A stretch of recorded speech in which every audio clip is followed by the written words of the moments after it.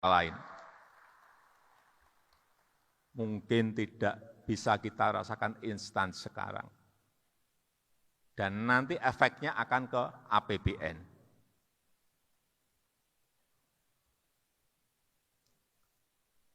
Kemudian yang kedua, yang ini tidak berani kita lakukan dalam kurun waktu yang lama sekali, yaitu hilirisasi, industrialisasi.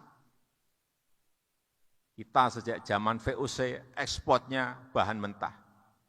Bahan mentah, memang itu paling enak. Batu bara, keruk, langsung kirim bahan mentah. Nikel, keruk, kirim bahan mentah. Tembaga, keruk, Freeport, kirim bahan mentah. Bertahun-tahun kita menikmati itu.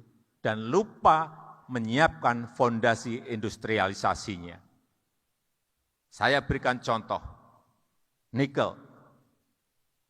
Kita ekspor bertahun-tahun, nilainya saya ingat 2014 itu 1,1 billion US dollar, kira-kira 15-an triliun per tahun ekspor bahan mentah. Begitu kita stop, 2017 stop nikel. Ekspor di 2021 mencapai 300 triliun lebih. Dari 15 triliun melompat menjadi 300 triliun. Itu baru satu komoditi. Tapi kita digugat di WTO oleh Uni Eropa. Dibawa ke WTO, digugat. Saya sampaikan kepada mereka, silahkan digugat, akan saya hadapi. Indonesia akan hadapi. Sampai sekarang gugatan itu belum selesai. Karena kita juga mengajukan alasan-alasan yang juga masuk akal. Barang-barang kita sendiri, nikel-nikel kita sendiri. Kenapa Uni Eropa ramai dan menggugat? Karena industri baja mereka menjadi tidak ada yang memasok bahan bakunya. Industrinya beralih ke Indonesia. Apa yang kita dapatkan kalau kita melakukan industrialisasi? Pertama, pajak kepada pemerintah akan melompat. Dari tadi yang 15 triliun, pajaknya hanya dapat berapa? 300 triliun, pajaknya dapat lipat berapa? Lipat 20 kali. Lapangan kerja juga ada di Indonesia, bukan ada di Uni Eropa. Membuka lapangan pekerjaan yang sangat banyak. Inilah yang lama tidak kita pikirkan dan kita tidak berani men-stop. Setelah nikel ini, meskipun belum merampung di WTO, akan kita stop lagi. Tahun ini mungkin timah atau boksit, stop. Kerjakan oleh BUMN, bekerja sama dengan swasta. Kalau BUMN sama swasta belum siap teknologinya, ngambil partner, enggak apa-apa. Partner asing untuk transfer teknologi, enggak apa-apa. Kenapa kita alergi? Tapi pabrik industrinya ada di dalam negeri. Dulu Freeport, bertahun-tahun saya perintah untuk membuat smelter saja, untuk industrialisasi smelter saja. Enggak pernah didengerin. Tapi begitu Freeport, sekarang 51% menjadi miliknya BUMN, menjadi milik kita. Tahun lalu smelter langsung saya perintah, langsung dibangun. Karena sudah milik kita sendiri, mayoritas milik kita. Langsung dibangun di Gresik. Nanti kita lihat dari tembaga ini akan di smeltering ini akan dapat berapa miliar kita belum tahu. Tapi saya meyakini bisa lipat juga sama. 20 kali yang biasanya kita kirim. Kadang-kadang kita kirim bukan hanya tembaga saja. Bahan mentah kita kirim, di dalamnya juga ada emasnya juga. Mana kita tahu? Nanti kalau sudah smelternya jadi baru kita tahu. 40 tahun lebih mungkin kita dibohongi. emasnya mungkin lebih banyak dari tembaganya, tapi saya belum bisa menyampaikan karena memang belum dilakukan produksi di smelter kita. Tembaga stop, boksit stop.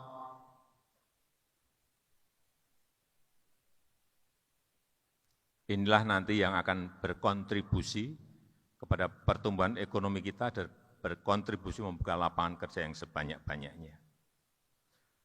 Kemudian yang ketiga, ini yang penting untuk yang kecil-kecil, digitalisasi.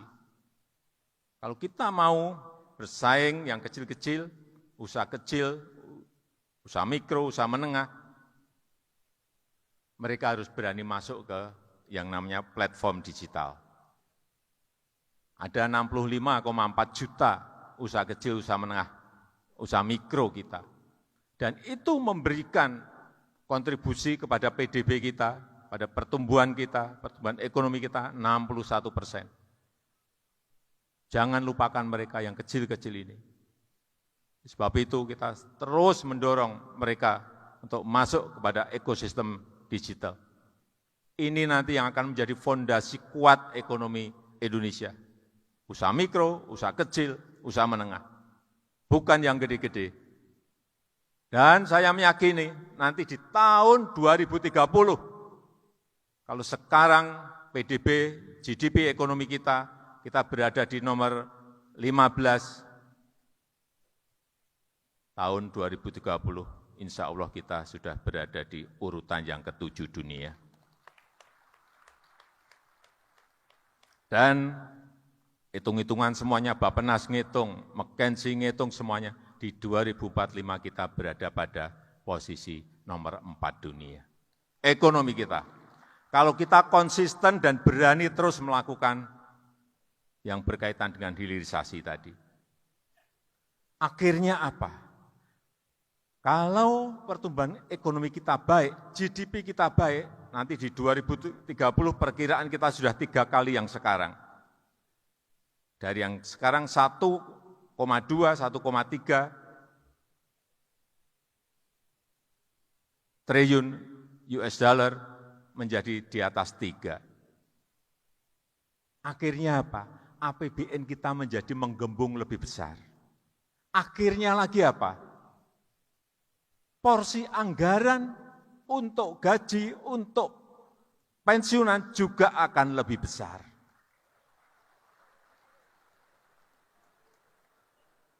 Tapi nunggu tahun 2030. Sebentar, saya sampaikan, tadi guyonan. Saya sampaikan yang disampaikan oleh Pak Doni Monardo tadi. Saya tahu bahwa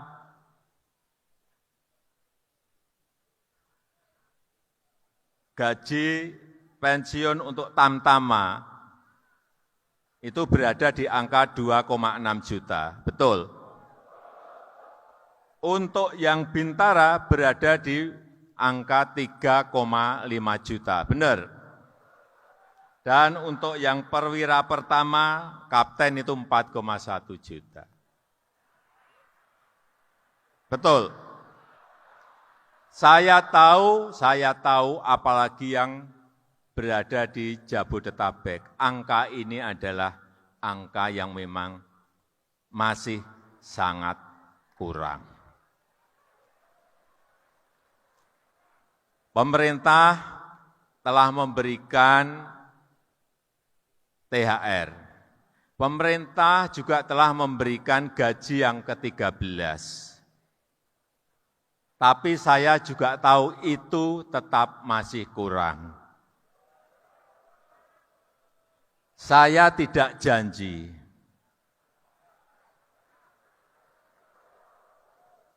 Karena tadi saya sampaikan bahwa APBN kita berada pada posisi yang tidak mudah. Tetapi pulang dari sini saya akan panggil Menteri Keuangan.